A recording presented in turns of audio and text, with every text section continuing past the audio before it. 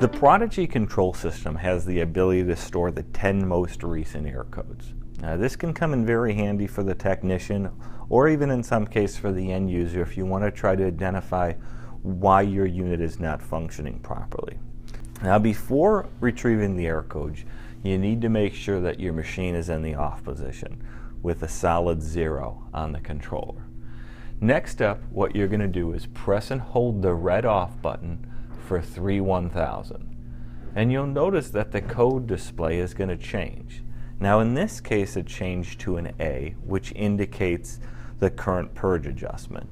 A is the most common purge adjustment that you're going to see. It's actually the factory default, which means that the unit's going to purge based on your water conditions. Now it's okay if you saw something other than an A. You might see a 1, 2, 3, 4, or 5. Any one of those is okay, and we'll talk about purge in one of the upcoming videos. Might not be a bad idea for you to check that one out as well. Improper purge can lead to a number of common problems. But in this case, now that we've got the current purge adjustment displayed, we're going to press and release the blue manual harvest button. And the first time I press and release this, you are going to see the most recent error code. In this case, it's that code 3 that we saw earlier when this video started, the one that we reset. You'll also notice that the status light is blinking. That's to let you know that you're in the recall state of the error codes.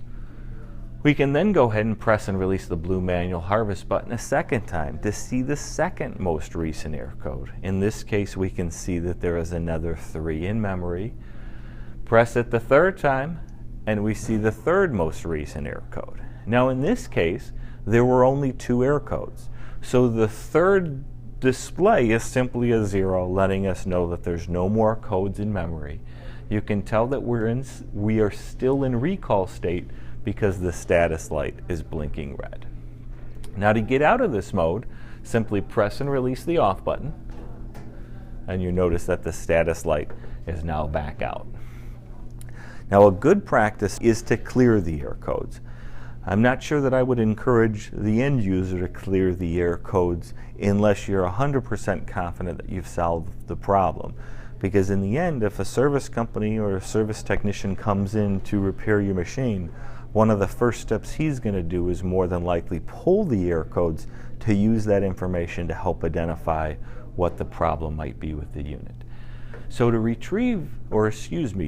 clear the error codes, what we simply want to do is press and hold the manual harvest and the clean button simultaneously.